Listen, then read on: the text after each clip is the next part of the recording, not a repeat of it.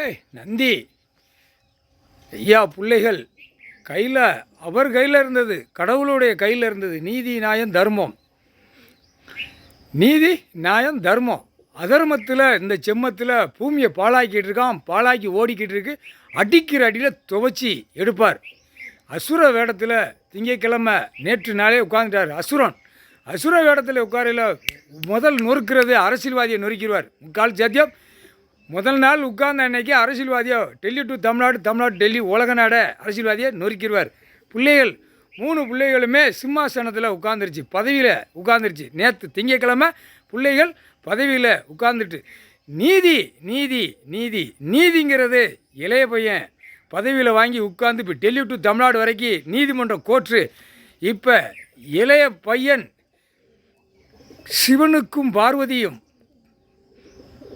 கணக்கு பதவியை கொடுத்த கணக்கில் இப்போ டெல்லியிலேருந்து தமிழ்நாடு வரைக்கும் நீதிமன்றம் பயங்கரமான அலற இளைய பையன் விடுவான் பார்.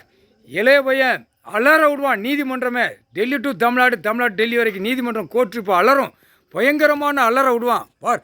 இவனுடைய கட்டளையில் நடக்கும் முக்கால் சத்தியம்.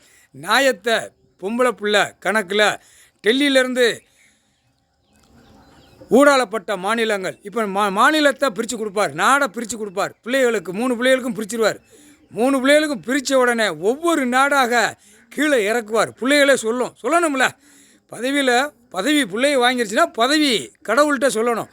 அசுர வேடத்தில் ஐயா உட்கார்ந்துருக்கார். ஒவ்வொரு நாடாக நொறுக்குவார். ஒவ்வொரு நாடாக நோய், காற்று, புயல், நிலநடுக்கத்தில் நொறுக்குவார். இதுதான் கணக்கு. பிள்ளைய கொடுக்கும் பிள்ளைகளுக்கு பிரித்து கொடுப்பார்.